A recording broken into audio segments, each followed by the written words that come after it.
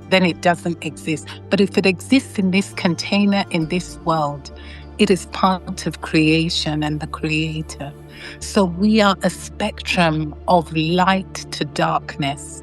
You can sit in the darkness if you prefer. You have been given the authority by the creator that exists of free will to decide, I prefer the dark, I prefer the light, I prefer to be here or there, wherever. It's up to you. You are loved no matter where you've chosen to be, because everything we are feeds the collective consciousness. My belief as my knowing, the creator cannot know itself. So in order to know itself, it created sparks. We are sparks of divinity in order to know itself. So we feed back through whatever spectrum, where we choose to sit on the spectrum of light to dark, whatever dimension you are in. We exist and we are one. The extraterrestrial you fear is your brother, your sister. We just not humans exist. There are other beings that exist, and we exist as one. So that is my knowing that we are one. That's the only thing there is. Oneness, love. Don't matter what religion, what race, no matter who you are, whether you're the slave or the owner of the slave, the creator shines light upon us all. The sun rises and sets for us all. And your journey on that path of darkness is to find out and remember more of who you are. Decide, do I prefer to remain in the dark, or do you prefer to remain in the light? Do you prefer to be of service to your brothers and sisters in humanity, or do you prefer not to be? But either way, you are loved. Either way, you feed the collective knowledge and wisdom and expansion. So the creator knows about itself, the spectrum of everything it can be through us. So be who you are. Be who you are. And love who you are, because you are the spark of divinity. There is nothing above you. You came through the portal of a woman, and God made the woman to be a portal through which all of humanity is birthed into existence. How can you say you're not worthy? You're not loved. You're not enough. You're not good enough. These are the things that I know of myself. And, every woman, no matter who you are, the cleaner, the wealthy woman, whoever you are, remember that. And for the divine masculine, remember that. Woman has brought you through a portal, a spark of the divine, to come and experience your existence. I mean, wow. When I think of the divine, my mind is just like pop, pop, pop. It's just blown. So I'll ask you a question, because we are all sparks of the divine. Yes. Currently in Nigeria, there is a group of people called the bandits. Bandits. They are into banditry. What they do is they abduct people, they request for ransom. Many times they unalive these people. Are these also sparks of divinity? Since we're all sparks of divinity, expressing the different facets and unique aspects of divinity, are these bandits also sparks of divinity? Yes. At a soul level, let's not look at it from an earthly level, because we would have this battle.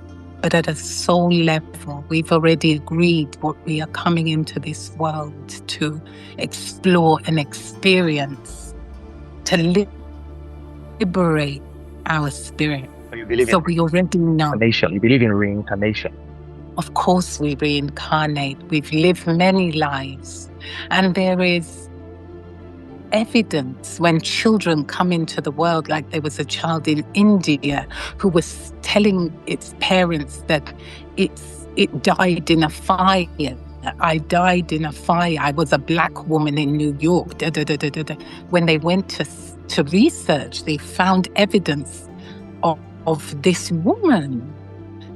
So, of course, it exists. It exists. So they are feeding the divine consciousness, because we can look at bandits, the other end of the spectrum, and the people that they have abducted, and the people that have chosen to live in that way. We can look at them and see that there's a soul agreement. I want to live in this way. Who will help me to do that? Let's be a band of, wicked people. Life is a stage. That's what we're on. We're on a stage, and we are observing life. It is said we've already lived it. We're just observing it and deciding, do you prefer this? Do you not prefer this? This will not be everybody's cup of tea, because some people will say, what about the children that are being raped and molested?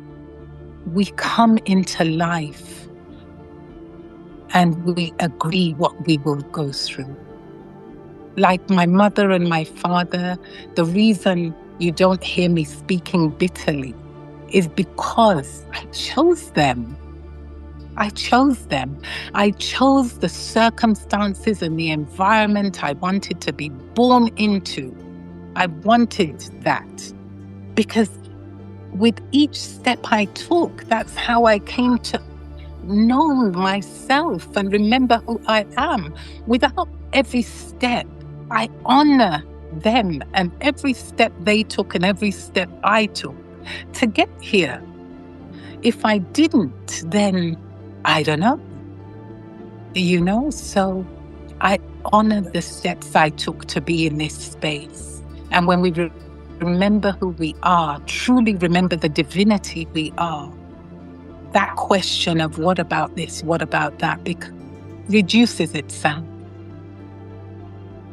Thank you so much for that answer. You mentioned Kemetian teachings, and I would like to explain that, because a lot of Africans don't even know anything about Kemetian teachings. You've encountered them, several years ago.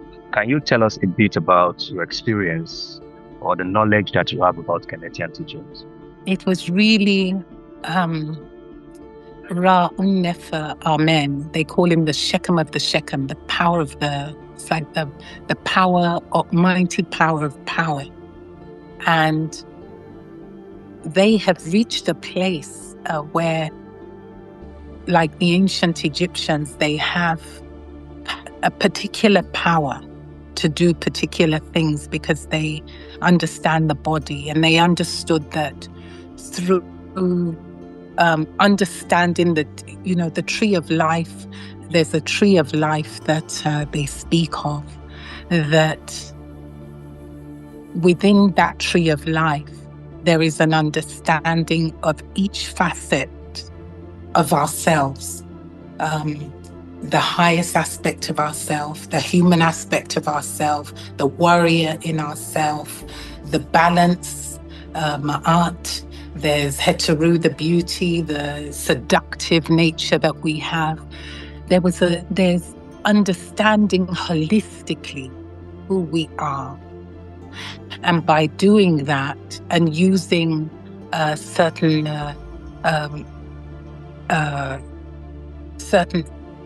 moving your energy in your body a certain way, eating the right way, you can become the highest aspect of yourself.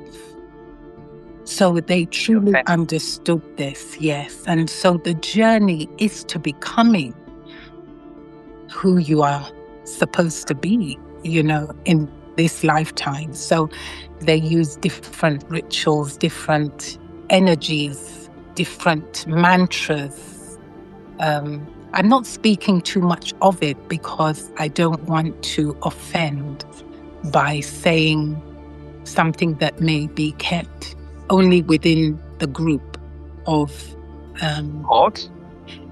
cult, did you say? Is it a cult?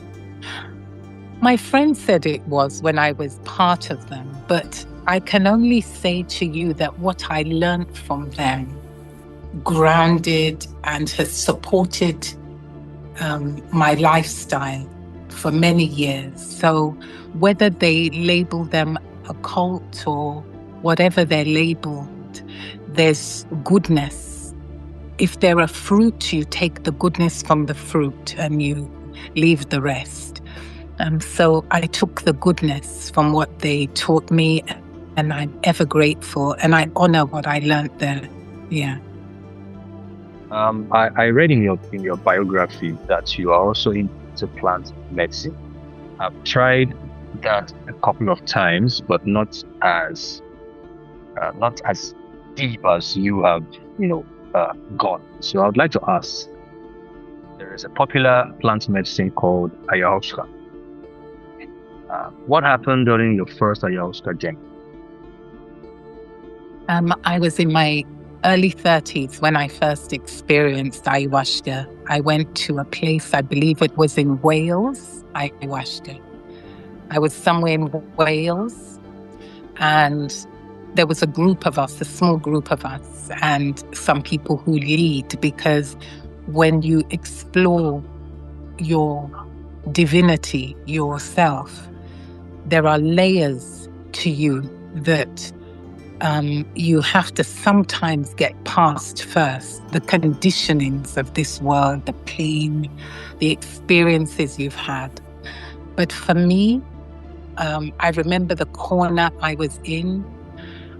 I remember when I took the medicine that at one stage the ceiling opened and all I could see was the universe, the Milky Way, the stars. I could see colors, and all anybody could hear me saying is, wow, this is so beautiful. And then I would laugh and laugh and laugh and then just say, this is so beautiful. Now in the same room, there was other people were crying. They were in pain. They were in sadness. They were on their own journey, their own exploration. Now, it wasn't until the next morning when we were back in a space of not holding the medicine any longer. We were just in our own space. We spoke in a circle, and people said to me, do you know that your laughter, your wow, your laughter brought me out of my pain? I feel emotional, but to be of service to somebody on that path of pain and just being in my own space, not knowing what I was doing for them. I mean, that was one of the most beautiful things that I heard, that I was able to bring them out of the pain. Really beautiful. But what did you see that was making you laugh? I was seeing the universe. And also there was this music they had in the background about the world, healing the world. And I was like, I can hear an angel singing. And then I would start laughing. Ha, ha, ha, ha, ha.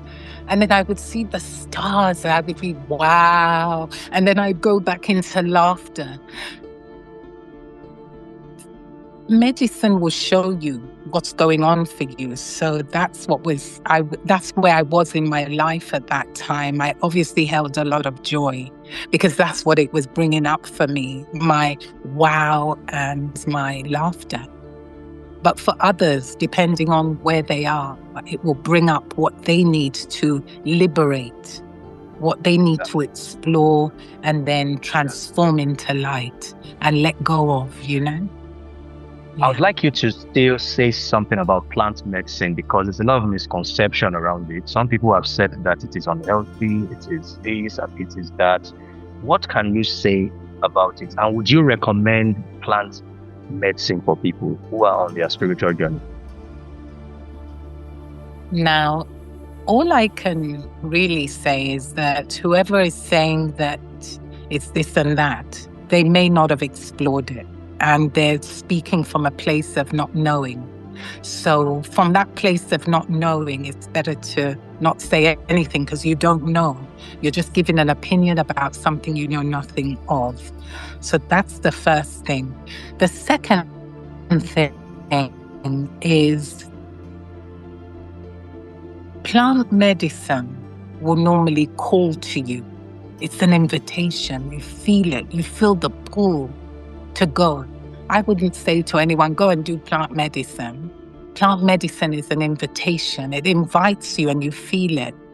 I have sat with San Pedro, which is like a cactus. I've sat with Buffon, which is from a toad. I've sat with ayahuasca, which is a vine. I've sat with mushroom, psilocybin. And in all of my explorations and my experience, all I've done is known the divine in a way that I cannot know the divine on a daily basis. When you go to work, come back, feel tired, feel stressed, you cannot know yourself because everything you're going through is just leaving you in that space of stressedness. But when you go on retreats and you go with the intention of exploring who you are. I've also sat with Iboga in Gabon. I've gone through the initiation of Iboga here in Africa, in Gabon. So I've sat with medicines, and these medicines are sacred. They are not medicines that you just take anyhow. Before a medicine is taken, permission is asked, and there's a prayer that I do that the shaman or the maestro, because I've sat with medicine in Peru, in Bali, in Spain, in England, in Africa, and there's a deep respect for and an understanding of the sacredness of these plants, of these vines, of these animals that provide this medicine. It's not a small thing. So I wouldn't just say, yeah, you go and do. It's not a joke. I hold it as very sacred, and I have deep respect for it. When you mentioned Peru, I remember that part of the things I read in the biography is the Andean culture, Andean spirituality. You visited Peru like a couple of times, and you've done a lot once. Yeah, you've gone through a lot of sessions and teachings about the Peruvian spirituality system. What can you share with us about it? I follow and have been initiated into the 7 rays. My maestro is Maestro Jamita, and her teacher is Maestro Puma. And he was the one that initiated us into his lineage, which is called the 7 rays. He was initiated by his grandfather, Papa Kai. And so it is usually passed on to a child who was struck by lightning. That's who passes it on. But Puma has a different view of how things are to be. Now, I follow this particular lineage now because of how beautiful it is. There is something called Aini, which is reciprocity. It's the interconnectedness of life, and that giving back. All of life gives and takes. It's only humans who take, and don't want to give anything back. But all of life is about reciprocity. And what is beautiful, it's about our will and our action. It's about community, being in service to each other. It's about love, and it's about wisdom. And so I just love this culture. I love that there are no rules. There is nothing that says you must. It's always about one of the beautiful sayings that from my maestro Puma is, the journey from the mind to the heart is the longest journey you'll ever take, because we are so much in our head, and this culture is about the heart. It's all about heart medicine. It's all about how can you love? How can you give? What else can you do? How can you support your community? How can you support people? How can we expand? So that's my love for this knowledge that I'm. How do you integrate Peruvian culture and spirituality system into your African ancestry or heritage? How do you integrate both? You're not from Peru, you are African. Absolutely. So, connecting dots, can you help us with that? To be in service is universal. To love is universal. To be interconnected is universal.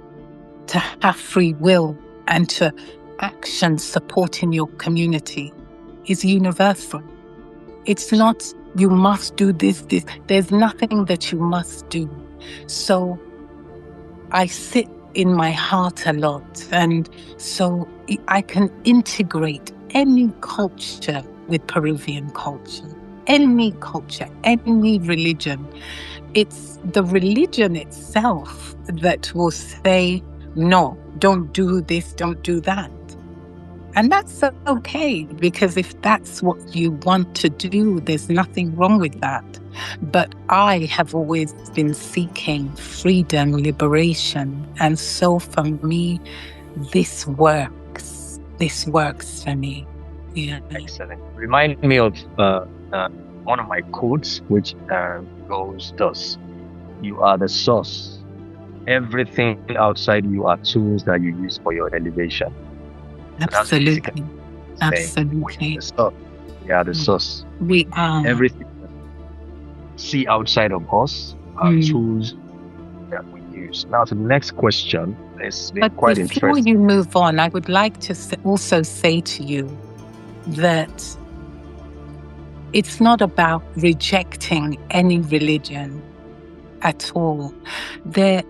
Jesus' message is so beautiful and so clear. It was simply about love. Love your brother as you love yourself. There are no complications in that. It's about love for your community. And if somebody is Muslim, you can see the love they have for their community, the giving, the embracing of their community. So people love and embrace in different ways. Because I don't follow that particular path, it's not a rejection of your path, and it's not a criticism of your path.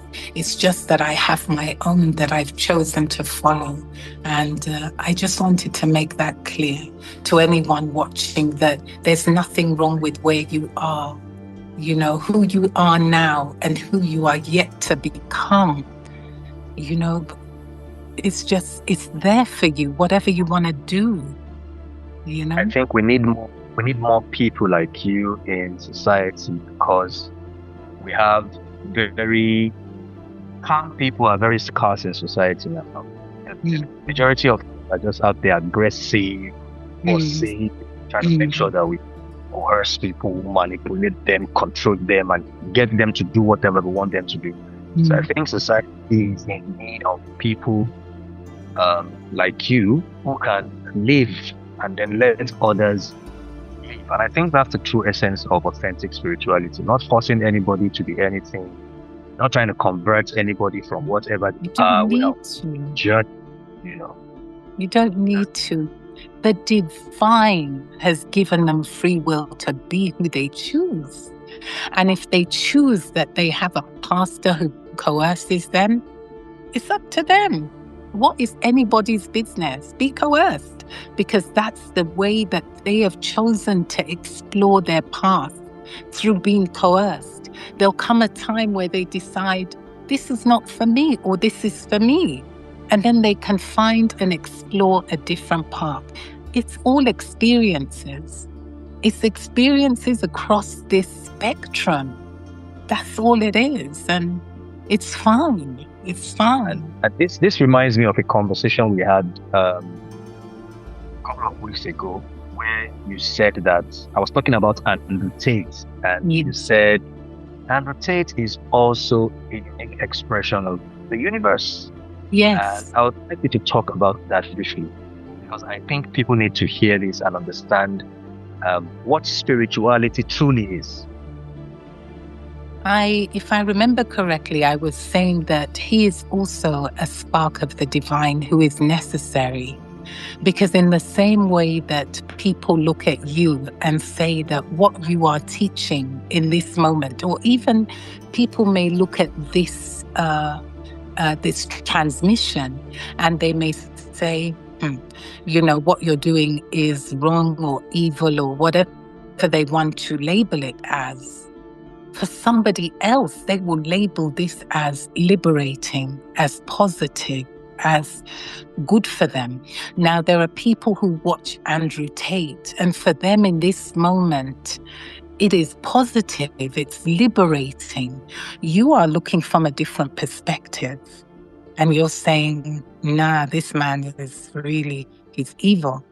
But he has a place in the universe to be another option, another path for people to walk and decide, do I prefer this or do I not prefer this? That's all Andrew Tate is. He's another expression of the divine that you can decide, I want to walk this path or not. He's expressing it in the way he wants to express it, and other people resonate with it. It's all about frequency. They resonate, What's your stance on the feminist movement? What can you say about the feminist movement? I'd like to really know. What is a feminist? I mean, what is that? I don't know. But I don't know. I mean, somebody else would have to label me something for me to know what they think I am, because I don't know what that is. And but it's another idea. It's just an idea. If you choose it, you choose it. You explore it, you like it. You stay if you want, you come out if you want. It's just an idea. That's all it is. It's somebody's idea of what something is. But what I truly feel is that we as women are a spark of the divine. We are the portal through which all of humanity is birthed into existence. Whatever label you want to give yourself is lower than this thing that you truly are. And this thing that you label yourself with is only a way to explore another experience. That's all it is. But in your trueness, you are sacred. You are a temple of absolute sacredness, and the male is sacred. He may have forgotten also who he is, because we have forgotten who we are. We birth humanity. If we have forgotten, the sacred male would have forgotten too, because we are the ones who raise him. We are the ones who feed him our knowledge. If we're feeding him, we don't like you, we don't love you, then he's going to behave a particular way. And the daughters we bring into the world are now having this experience with the masculine. the experience of he doesn't hear me, he doesn't see me, I'm not worthy, he's cheating on me, and it goes on. But these are all, spaces and experiences to explore. That's all they are. And you can choose at any time. I want to explore being cheated on. And then you stay, you explore it. If you don't like it, get out. You just say, I prefer not to go through this anymore. And then you give yourself permission. There is nobody that will give you permission but you. But I would say to every woman, if you want to turn somewhere, first turn inward and hear what you truly feel. Excellent. Now, I believe strongly, I'm convinced that freedom is responsibility. From everything you've said so far, don't you think that if we create a society where everybody is free to choose whatever they want, do whatever they want, decide whatever they want, don't you think that would create some kind of imbalance, injustice in society? For instance, there are people who believe they have to call out some kind of evil that other people are doing. So we use a typical example, Andrew Tate. Some people believe that Andrew Tate is too extreme and is pushing some misogynistic ideas that will turn young men to women haters. Don't you think that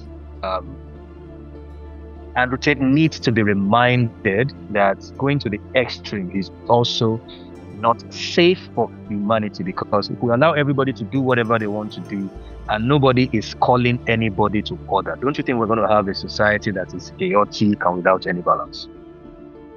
Do we not already have that? Yes, we do. Whether you call him out or not, because he is on his own path, in the way that you have a divine path to call out our ancestors. He has a divine path to call out what he's calling out. And he has been given the free will to do so.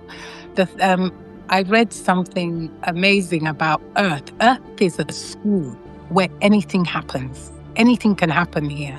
It's for you to decide, I'm going to walk this path. This is the path I'm walking. All of this can be happening, but I'm walking this path. This is the spectrum. In the age where there is so much information, you can walk any path you want. But it's for you to align with the divinity within yourself and choose, which way am I going? To stunt somebody else from their path is to take away the free will that the creator of all of existence has given them to be that. Absolutely. If you are not happy with what they're saying, turn off the frequency, turn off that radio, turn off that channel, go onto a different channel, listen to something else. So Excellent. People are already doing what they want to do because they're here for a reason, to continually remind us, do we want this? Do we not want this? Do we want this? Do we not? Absolutely. Yeah. Absolutely. Now, so the next very important question. What is something that most people believe about spirituality that you think is completely wrong? Everybody's talking about spiritual awakening now, and there are a lot of things that people are doing, people are believing that are completely wrong about spirituality. What is that one thing that you think most people believe that it's completely wrong?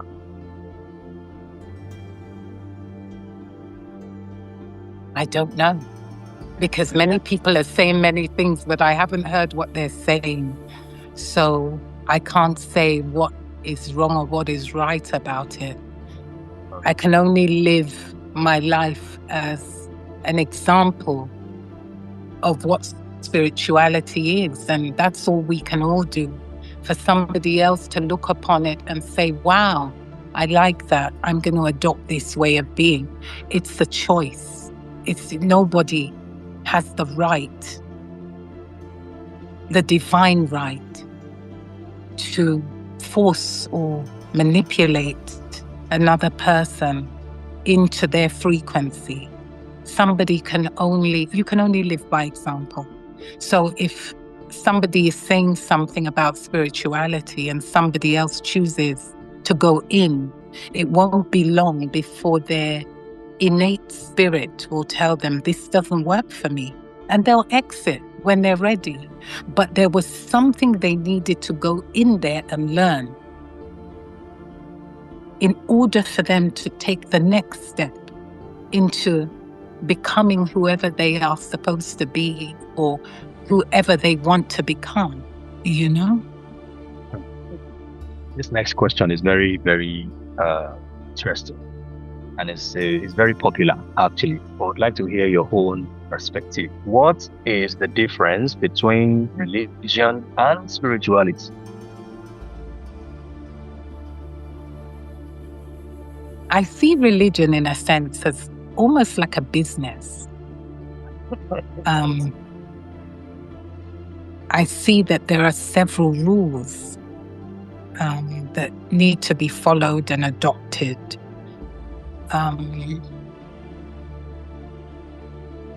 And I think that if you want to live by rules, it's absolutely fine. But spirituality for me, I can only speak from me, what I've experienced of religion.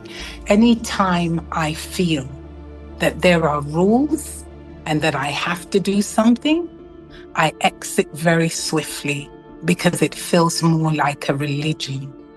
Like you're being contained, restricted, told what to do. The Almighty has given you free will. Unless you want to be told what to do, because your free will says, I give my free will to be told what to do, then nobody has the right to tell you how to live. You know, so for me, I followed my own path of spirituality and found a space where there are no rules. There is only to love. And, you know, because when there are rules, you forget to love. You're too busy trying to tell everybody else you're not following this rule. You know, everybody's pointing the finger and criticizing each other about rules that have been set. But in spirituality, you know, you live and you have reciprocity and you just have a love for each other in the way you can love. And if something isn't quite right, you just exit because it's not for you, you know. It is right for you, you stay. Yeah. So is it possible to be deeply religious, still be spiritual? You identify with a religion, you follow all the sets of rules and regulations. Does that hinder you from being spiritual? I don't think so. No. You can still hold on to your belief system and you can hold on to the principles of what you believe in your religion. And if spirituality is a container of freedom that allows you just to be, it means you can integrate it into your rules without any issue, because there are no rules. So, yeah. That's excellent. That's what I can say. Excellent. Now, you know, from your story, you said you moved from the UK and then you moved to Uganda and then you came to Abuja and then you finally decided to move to Abuja. So it's almost like Africa called you home. And this is like one of the most strongest stories that I read in your biography. So what made you leave the United Kingdom to come back to Nigeria when a lot of Nigerians and Africans are trying to rush to the United Kingdom? In 2020, March of 2020, a month before the lockdown, my father passed away. I was on night duty that night, and I was the one in the morning who was there with my father. It was my day to be with him, so I was the one who discovered that he had transitioned. Now, prior to him passing, when I look at his life, he was an extraordinary human being, and his knowledge was just amazing. And I sometimes look and think I'm so like him in the sense that I jump from one thing to another thing, learning, always gathering knowledge. But I learned that when I sat, around the April, during lockdown, April, May, as I sat with reviewing his life, I thought, are we just born to suffer and then die? Is that all it's about? And my father was the catalyst for me to review my own life. I have two grown sons, so I raised them to be self-sufficient, responsible. So I had no fear of moving because I knew they would be absolutely fine without me. I did not raise them to be dependent. I raised them to be independent because they are men. And I raised them to know their worth. So I knew I had no worry. So when I reviewed my father's life and I reviewed my own, I decided that living in the UK, although I was born in the UK, no longer aligned with me. I felt restricted. I felt I had no purpose, that I couldn't find my purpose. If I were to sit, just work, and I was working all the time.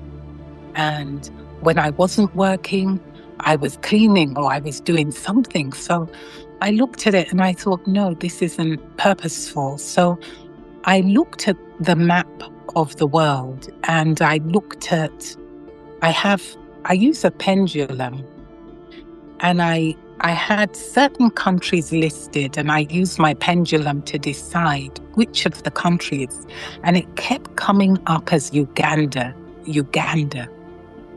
I had Tanzania, the Seychelles, I had different countries.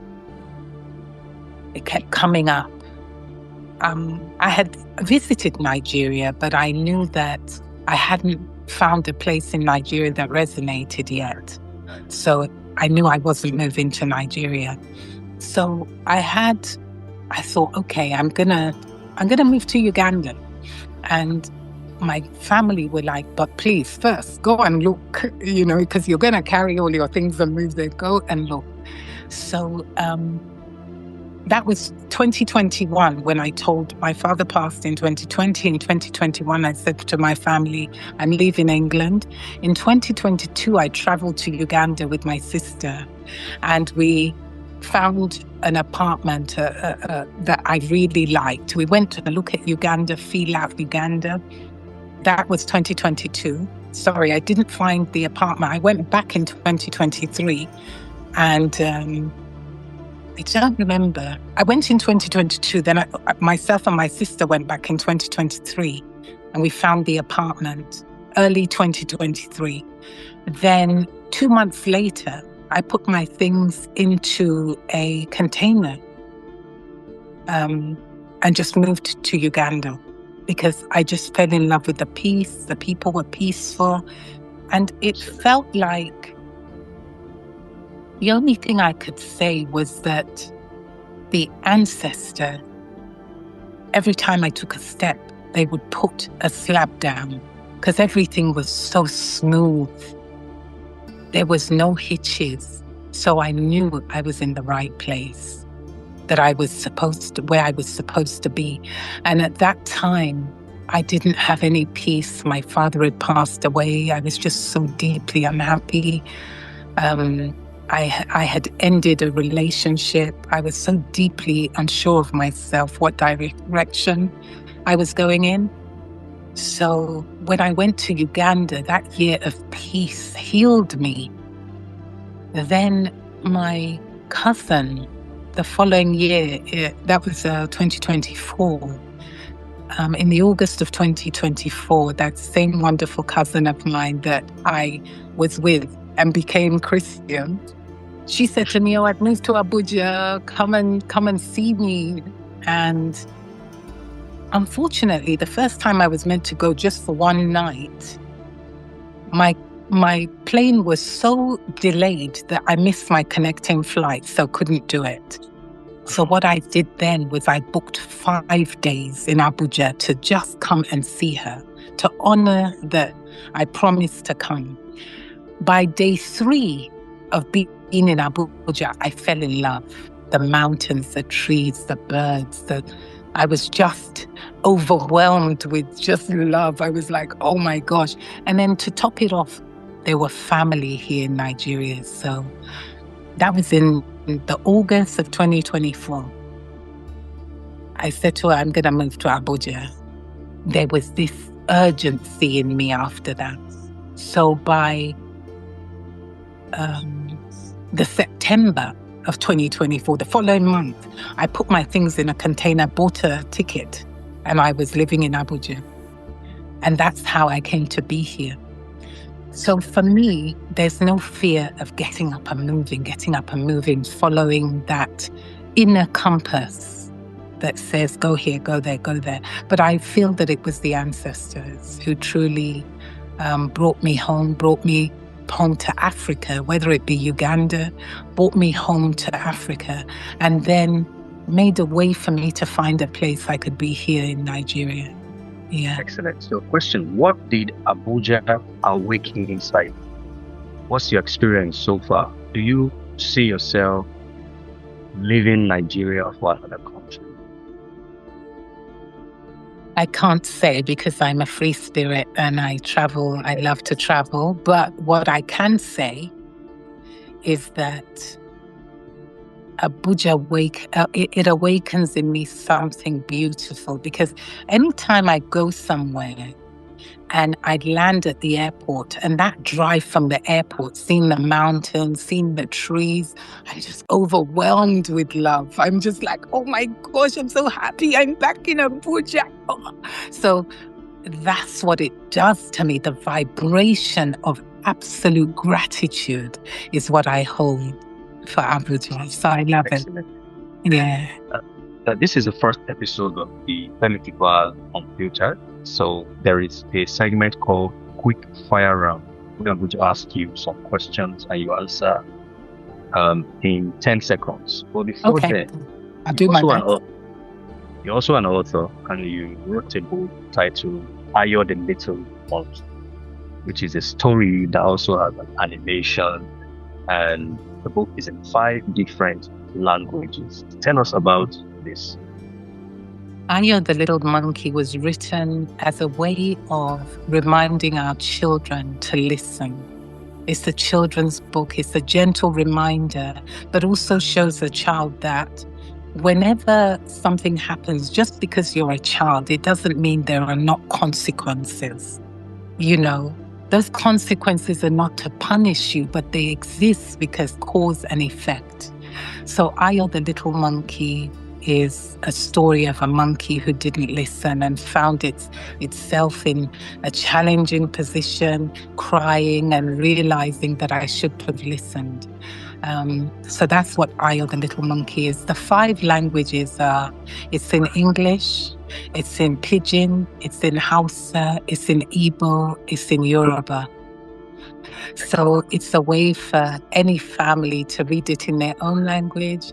I find that my favorite part is reading it in Pidgin with my very English accent. But it's so beautiful. The Pidgin is amazing. So that's the book, Ayo the Little Monkey. That's fantastic. Now, it has an animation that will soon be released. Beautiful. Yeah. Before the quick fire round questions, what new projects are you working on? I'm working on a new project. It's a project of the heart, Hummingbird. And it's going to be for health. Like I said to you, I've lived this lifestyle for many, many years, and there are particular juices and particular fruits and powders and things that I've used over time, and sea moss. And I would like to introduce that to our community here in Nigeria. Beautiful. I notice, not a criticism, but I notice that we have only like 4 kind of drinks. It's apart from those that are tinned or in cartons, we have pineapple, orange, or we have watermelon or zobo. And it just seems to end there. And usually those drinks have been made in advance, frozen, which means all the enzymes in those drinks are finished. So you're just drinking a drink that no longer holds the enzymes that bring nourishment and nurturing to the body. So Hummingbird is about bringing those nectars that will bring nourishment, that are still alive when you drink them, that the enzymes will flow through the body and be very healing. Yeah. Thank you so much. We look forward to launch of Hummingbird. So let's go to the quick fire round questions. 10 seconds for each question. Number 1, one thing people misunderstand about you. I think people see me this way and think that I can be manipulated. You know, they think she's so soft, she can be manipulated. Yeah. They misunderstand that. Yeah. One thing you had to unlearn. Number 2, one thing you had to unlearn. I had to unlearn the conditioning that I'm not worthy, which I am. I'm not enough, which I am. Yeah. I had to learn about my divinity. Yeah. Number 3, what does freedom mean to you?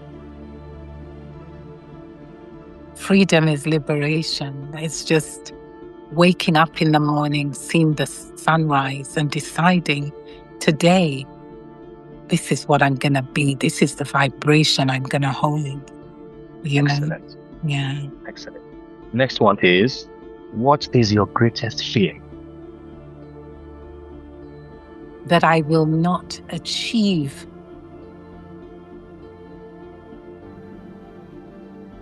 My greatest fear is that I will not achieve what I'm here to achieve. My potential, my purpose, that's my greatest fear. That whatever divinity wants to express through me, my greatest fear is that I will not achieve that. Yeah. Wow. Me too, actually. And most people. Okay. This is true. Consciously, unconsciously. Most people are all afraid of. There is a very powerful quote that says, the greatest tragedy that can happen is to have something on the inside that the world will never see. Yes. That's the greatest tragedy for anyone. Next question. What is your greatest joy?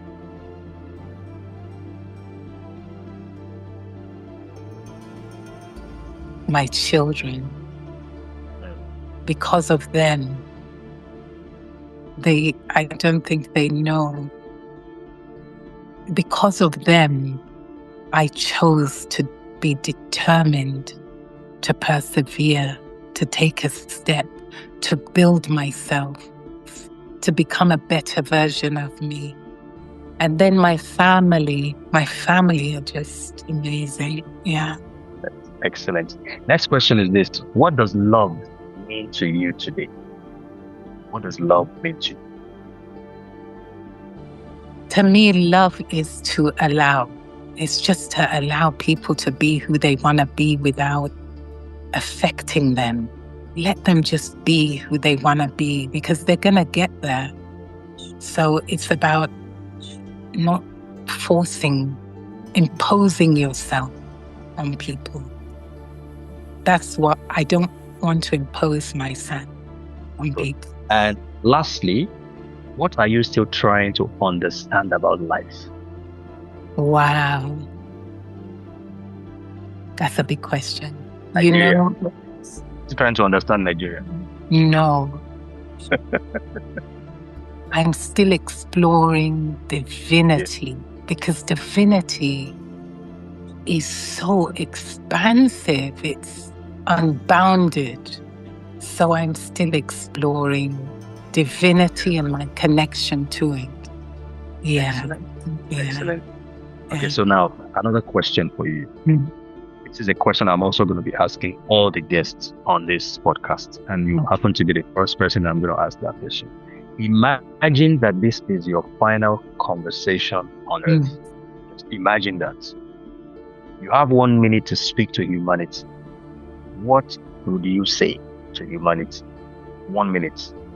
I would say to them, thank you for who you are. Thank you for the connection, for being part of such a beautiful tapestry. Please remember who you are, that you are a spark of the divine. No matter your experience here, you are a spark of the divine. Always remember to come back to yourself, turn inward, and remember who you are. That's what I would tell them. Oh, thank you so much, beautiful Izegbuwa. It's been an amazing, wonderful session with you. And I'm very sure that everybody that will watch the podcast are going to be impacted positively. Some of them are going to change their perspective about life, and they will live more, they will love more, they will dance more, they will explore more, and they will understand that they are a spark of divinity. So thank you so much for sharing your wisdom with us on the first episode of Femi Jubal Unfiltered. Thank you for having me. It's been an absolute amazing journey. Thank you. Thank you. And to those who are watching, thank you for joining on the first episode of the Femi Jubal Unfiltered podcast. Raw, honest, unedited conversation. And if this challenged you, if it inspired you, if it makes you think differently, you can share this with someone, and follow me on all my social media platforms, and also follow Izegbuwa. We're going to put up our social media handles on the screen. Thank you so much for joining, and have an amazing week ahead. My name is Femi Jubal, and I'm dedicated to elevation.